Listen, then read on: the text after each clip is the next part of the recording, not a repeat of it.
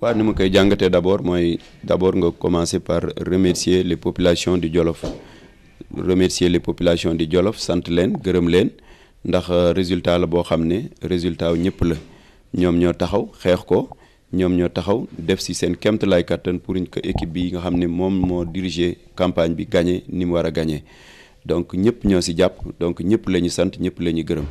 mënul woon a ñàkk demee noonu ndax ñun ñëpp ku nekk lépp loo waroon a def nga ko ku nekk def sa kéemtalaay kattan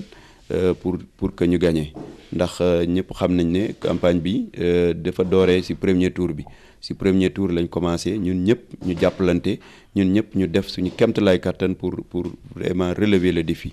ndax soo xoolee man ak sama mag maître Ka depuis presque novembre la ñu décidé woon ne ñun du ñu jàppale président Abdoulaye Wade ñun président Macky Sall la ñuy jàppale. moo tax ñu ànd ak moom dès le premier tour gagné premier tour ànd ak moom deuxième tour gagné ba ñuy def investiture yi bon ñu tànn ba ñuy tànn yàlla dogal ñu bokk si ñi nga xam ne tànn nañ ñu pour ñu diriger liste départementale donc ba mu ko defee le ministre Aly Ngouille Ndiaye moom lañ jiital pour mu diriger campagne électorale bi ñu ànd seek équipe yi nga xam ne ñoo fi nekkoon ak suñu alliés yëpp donc ñu def campagne boo xam ne campagne bu mucc ayib la waxtaan ak population yu Jolof ba nga xam ne comprendre nañ vraiment yéene bi nga xam ne am nañ ko te ñu yaakaar aussi que ni ñun en tant que parlementaire président Macky Sall mi nga xam ne moom moo jiite exécutif bi moom mi nga xam ne wër na département de Linguère xam na luy problème département de Linguère xam na coono département de Linguère je pense que suñu ñëwee tey di ko wax ne problème département de Linguère mi ngi tourner autour de plusieurs points parmi ces points là mën nañ si citer ndox mi mën nañ si citer yoon yi mën nañ si citer électricité bi mën nañ si citer liggéeyu xale yi mën nañ si citer revitalisation des vallées fossiles yooyu yëpp président Macky Sall comme wër na département Linguère ñëw na fi dudul benn di ñaar xam na lan mooy suñu jafe-jafe donc je pense que suñ ko waxee wala ñu wax ko ñi nga xam ne ñoom ñoo nekk au niveau de l'exécutif danañ comprendre doléances yi nga xam ne ñun danañ ko porter wax ko président de la République wax ko l'ensemble du gouvernement. càmm gi moom man comme sàmm laa donc dafa nekk loo xam ne lii dafa nekk man sama xol te damaa gëm ne département de Linguère ku ko bëgg a dimbale da ngay commencer d'abord par sàmm yi ndax ñëpp xam nañ ne département de Linguère ñoom ñooy dundal sàmm yi ñoo dundal département bi ndax la preuve ku ñëw Daara dimanche da nga xam ne Daara presque ñoom ñooy dundal département bi surtout dimanche bi su jotee donc man damaa gëm ne ku bëgg a dimbale sàmm yi da ngay dimbale d'abord éleveurs yi ku bëgg a dimbale département bi da ngay dimbale d'abord éleveurs yi la preuve banque bi nga xam ne maa ngi doon wax ne il faut ñu taxawal benn banque boo xam ne banque sàmm yi la tey jii ministère de l'élevage wala gouvernement bi def na kéemtalaay kàttanam pour secourir les éleveurs ndax jënd nañ presque 2,4 milliards jëndee nañ ko aliment de bétail mais fii dañu constater que ne fépp fu mu waroon a dem si éleveurs yi demee foofu noonu am na ñoo xam ne du ñu ay commerçant am na ñoo xam ne dañuy am possibilité jënd aliment de bétail bi dem di ko jaayaat donc xam nga loolu dafay yàq intention bi nga xam ne gouvernement bi amoon na ko si éleveurs yi donc moo tax ma ne woon su amoon kuréel boo xam ne mutuelle boo xam ne éleveurs yi ñoo koy gérer ñoom danañ xam kan mooy éleveur ak kan moo dul éleveur donc loolu tant que amul pour dimbale leen état bi dana def kéemtalaay kattanam pour def mais fu mu cible bi pour mu atteindre cible bi nga xam ne moom la gouvernement bi bëgg du ko atteindre loolu yëpp dafa bokk si ay tolof-tolof yoo xam ne ñun yaakaar nañ ni war nañ si mën a taxaw pour jàppale éleveurs yi ndax tey jii éleveur boo xam ne yow da nga koy jox 10 sacs mais soo ko amee possibilité mu mën a leb lu ma 2 millions en 2 ans moom dana mën a jëndal boppam lu ma 2 tonnes wala 3 tonnes mais su fekkente ne état bi dafay gi chaque année muy jéem a indi ndimbalam te ndimbal bi am na ñoo xam ne dañ si profiter loolu je pense que bokkul si li nga xam ne li day jàppale état bi. li may jàngatee défaite URD si département de Linguère mooy que ne parti politique dafa mel ni nit day juddu du mën dara ba si yàgg mu màgg ba si yàgg mu nekk waxambaane ba si yàgg mu màgget ba si yàgg mu dee donc URD aussi je pense que comme les autres partis URD en 98 quel que soit ku Djibo mënoon a investir da ngay nekk député donc engouement populaire la bu xam ne amoon na si biir département bi tey jii bon Djibo parti bi dem na màggataay boo xam ne nit ñi yaakaar nañ dafa war am changement de leader changement de personnel bi nga xam ne ñoom ñooy diriger équipe yi war na am moo tax tey jii soo xoolee tey jii au niveau de l'URD comme au niveau du PDS am na mutation boo xam ne il faut que nit ñi opérer ko il faut que mu am léegi nag am na yeneen jeunes yeneen leaders yoo xam ne comme ay ministre Aly Ngouille Ndiaye ak ñeneen jeunes yoo xam ne tey jii ñoom ñoo nekk vraiment si kii bi donc il faut que changement boobu am moo tax parti politique moom il faut que mu dem ba si yàgg mu am déclin surtout su amul changement de génération de telle sorte que loolu il faut que mu am tey ji soo xoolee Djibo moom moo diriger liste nationale mais su fekkoonte ne peut-être amoon na beneen jeune boo xam ne joxoon nañ ko pour mu diriger liste nationale xëy na dana am sang bu bees wala doxalin bu bees boo xam ne dana am tey ji soo xoolee au niveau du PDS aussi soo xoolee tey ji au niveau du département de Linguère par exemple amul benn président de communauté rurale wala benn porteur de voix boo xam ne ku ñu reconnaître tey ji mi ngi au niveau du PDS donc loolu yëpp xam nga day entraîner effritement boo xam ne au niveau des partis politiques loolu nag moo tax génération bi nga xam ne ay xale yu xarañ yoo xam ne dañoo jàng ñëw donc c'est tout à fait normal que département de Linguère su fekkente ne fal nañ koo xam ne xale la muy président Macky Sall il faut que ñu accompagner ko ak ay yeneen jeunes yoo xam ne ñoom tamit dañoo nekk xale xam luy affaire bi àddina bi di riir donc je pense que mutation boobu moo am fii ci département de Linguère moo tax premier tour Habib Sy Djibo Ka ak Aliou Dia yëpp àndoon mais mu amoon beneen équipe de jeunes boo xam ne ñoom dañuy opposé woon ak ñoom ñu gagné leen ñu dem élection législative ku nekk ne day demal sa bopp ba ñu demee ku nekk ba mu demalee sa bopp encore ku nekk amul vraiment li nga xam ne moom la bëggoon donc coalition bi gagné waat donc moo tax mu mën a remporter les 2 sièges bi nga xam ne moom lañ mettroon en jeu. waaw secret bi rek mooy d'abord ñun dañu déggoo ba ñuy dem premier tour ñun ñëpp dañoo àndoon bokk am koo xam ne dañ ko jiital ñun ñëpp ñu nekk ci gannaaw di ko jàppale mu ñu jiitaloon ci coordination bi ñu jiital Aly Ngouille mu nekk coordinateur départemental ñu dem campagne électorale au niveau de la commune de Linguère am ku ñu jiital au niveau de la commune de Dara am ku ñu jiital comme ku mel ni le jeune Samba Ndiobène au niveau des communautés rurales ku nekk am na foo xam ne dañ ko fa teg mu nekk benn équipe boo xam ne équipe bi day piloter lépp loo xam ne lii ñu ngi ko doon def ci biir département bi de telle sorte que ñun amuñu benn problème moo tax amul woon xëccoo amul woon dara ñun ku nekk dafa waroon def li nga def ñu def ba équipe boo xam ne vraiment lépp lu ñu waroon def ko ba gagner li nga xam ne moom lañ yaakaaroon te leneen li aussi que ne mooy que ne ñun dañu bokkoon ci député yi nga xam ne depuis novembre dañoo tànnoon ne ñun président Macky Sall la ñuy jàppale du ñu jàppale président Ablaye Wade ñun en tant que député muy man ak sama mag maître Ka ñu dem yàlla def ñu jël suñu responsabilité ànd ak président Macky Sall gagné premier tour gagné deuxième tour ba ñu demee élection législative bon ñu juge nécessaire que ne parmi ces députés peut-être dafa ar kenn koo xam ne war na diriger la liste départementale bon yàlla dogal ñu tànn ma comme mënoon nañ tànn maître Ka comme mënoon nañ tànn n'importe qui dans le département de Linguère mais yàlla moo dogal ñu tànn ma ba ñu ma tànnee aussi kenn contesté wu ko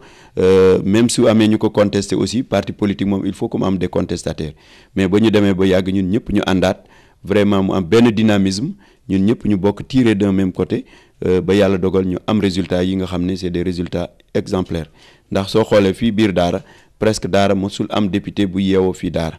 donc loolu yëpp bokk na ci jeu boo xam ne am na fi bokk na ci liste bi nga xam ne aussi peut-être niñ ko composé liste la boo xam ne tout le monde était satisfait moo tax on ne pouvait pas ne pas gagner le département de Linguère moo tax ñun tim ñu yaakaar ne défi la boo xam ne population Jolof dañu ko lancé yen muy yen boo xam ne aussi yen bu diis la ndax suñ la yenee lu toll noonu je pense que yow li nga war a def mooy def sa kéemtalaay kàttan pour wan président Macky Sall moom mi nga xam ne ñëw na fi ay yooni yoon xam na lan mooy jafe-jafe département de Linguère jafe-jafe département de Linguère yu bëri la mais soo si limee lu mat juróom bokk na si mbiru ndox mi moom dafa tar fii si département bi nit ñi dañu soxla ndox dañoo soxla yoon yi piste de production pour lëkkale dëkk yi dañoo soxla liggéey pour xale yi dañoo soxla ñu revitaliser les vallées fossiles donc yooyu bokk na si ay kii yoo xam ne bokk na si encore électrification rurale yooyu yëpp dafa nekk ay tomb yoo xam ne département de Linguère daf ko soxla te loolu yaakaar nañ ne ñun suñ ko porté au niveau de l'hémicycle suñ ko porté au niveau de l'Assemblée nationale président Macky Sall mi nga xam ne def na ay tournée fii dem na si village yi war na xam problème yii ñuy wax ne yu am la ministres yi nga xam ne aussi ñoo composé gouvernement am suñ ko waxee problème yi ñoom danañ xam problème yii yu am la ndax département bi nekk na département boo xam ne bu vaste la mais bu mar donc ñu estimons que ne président Macky dana gestu département bi ndax bokk na si département yu mu gën a estimé yu mu gën a xam donc loolu yaakaar na ne lépp dana jaar yoon. Les populations du Jolof qui ont voté massivement pour la coalition Benno Bokk Yaakaar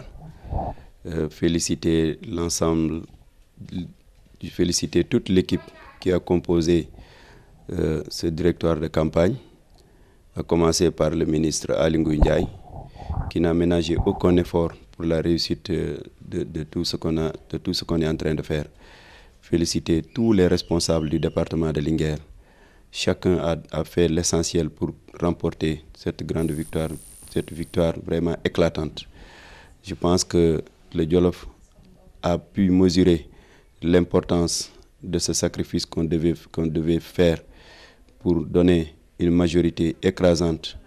au président de la République, pour donner une majorité écrasante de la coalition Benno Bokk Yakaar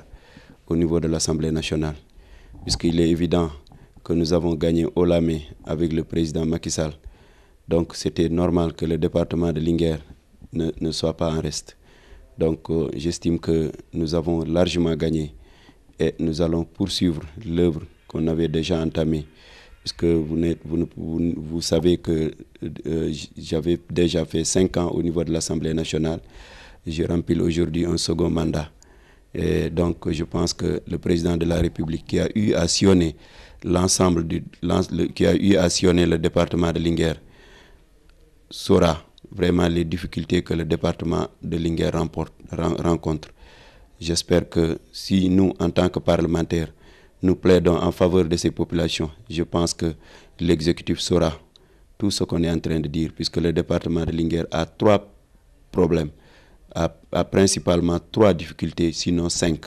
si on peut les lister ainsi par ordre de priorité. Le problème principal du département de Linguère, c'est notamment le problème de l'eau, le problème de l'électrification rurale, le problème des pistes de production, le problème de la revitalisation des vallées fossiles, mais également le problème de l'emploi des jeunes. Donc nous allons nous atteler à cette grande lutte pour vraiment résoudre les problèmes des populations du département de Linguère. Nous estimons que cette victoire est une victoire de l'ensemble du Djolof. C'est une victoire de toute une équipe. Et je pense que nous allons tout faire pour satisfaire nos mandats. Effectivement, j'ai beaucoup de projets en ce qui concerne le secteur de l'élevage, puisque vous n'êtes pas sans savoir que moi j'ai toujours dit que pour régler le problème des éleveurs du département de Linguère, il faut des institutions de microfinance, surtout dans le domaine de l'élevage. Parce qu'aujourd'hui, le président de la République et le ministre de l'élevage ont fait des sacrifices énormes pour donner de l'aliment de bétail aux éleveurs.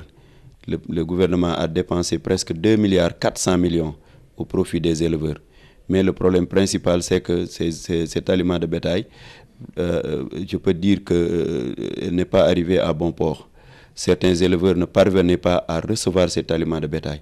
Il y avait des commerçants véreux qui ont su profiter de cette situation pour acheter ces aliments de bétail-là. Donc je pense que si on avait si la mutuelle des éleveurs qu'on avait mis en place s'était chargée de cette distribution-là, je pense que ce sont les éleveurs eux-mêmes qui vont en bénéficier. Mais si on ne parvient pas à mettre en place cette institution de microfinance dans le secteur de l'élevage, surtout dans le département de Linguère, puisque moi j'ai toujours dit, qui règle le problème des éleveurs dans le département de Linguère aide le département de Linguère, puisque c'est l'élevage qui fait vivre le département. Donc j'estime que nous devons faire vraiment tout pour que cette mutuelle voit jour enfin. Mais je pense que ce qui a causé cette défaite, c'est la vieillesse du parti. Moi, je pense qu'un parti politique, c'est comme un homme. Un homme naît, grandit, vieillit et meurt. Aujourd'hui, l'URD est en train de mourir. L'URD est en train de disparaître. Comme vous le savez, en 1998, quel que soit le candidat que Djibo aurait investi ici, serait devenu député. Mais aujourd'hui, je pense que l'URD est en train de mourir de sa belle mort. Vous avez même au niveau du Parti démocratique sénégalais, tous les responsables, par exemple, du Parti démocratique sénégalais, ont quitté pour rejoindre le parti de la coalition Benno Bokk Yakaar. Puisque aujourd'hui, je peux vous dire que sur l'ensemble du département de Linguère, il n'existe pas un PCR qui milite aujourd'hui au sein du Parti démocratique sénégalais. Ça veut dire que tous les grands électeurs, tous les porteurs de voix ont déserté ces deux partis. C'est pour vous dire que peut-être ils ne sont pas satisfaits de ce qui s'est passé. Peut-être aussi qu'il n'y a pas eu un renouvellement de génération. Donc certains ont préféré quitter, puisque aujourd'hui vous n'êtes pas sans savoir que l'IRD risque de ne pas avoir un député. Vous savez également que le Parti démocratique sénégalais, comme il n'a pas pu gagner les élections législatives sur le plan départemental, comme il n'y avait pas un seul député sur la liste nationale, donc le PDS aussi n'aura pas encore de député dans le département de Linguère. Ça veut dire que sur l'ensemble du département de Linguère, il n'y aura que 2 députés de la coalition Benno Bokk Yakaar. Donc c'est pour vous dire qu'aujourd'hui, l'APR et ses alliés sont en train de tout faire pour reconquérir le département de Linguère. Donc ça veut dire que c'est un changement de génération, c'est un changement de leader, c'est un changement de responsable politique dans le département de Linguère. Donc on est en train de constater cette mutation départementale. Il y a plusieurs raisons. La première raison, c'est l'entente de cette équipe qu'on avait mis en place depuis le premier tour. Depuis le premier tour, on avait mis en place une équipe très soudée,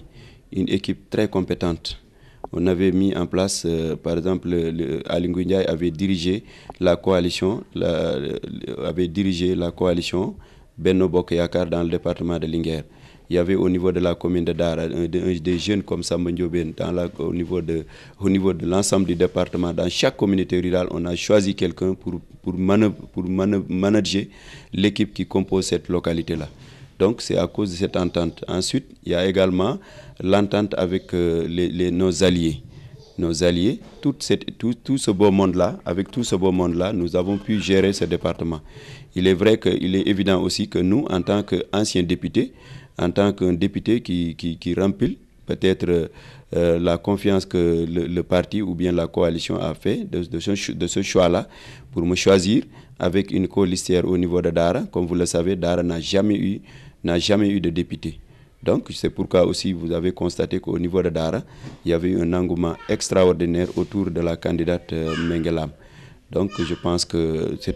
c'est dû également à ce choix-là. Je pense que c'était un bon choix et les électeurs ont pu vraiment se retrouver sur ce choix. Alors on a voté massivement pour la liste que la coalition Benno Bokk Yakaar nous a proposée.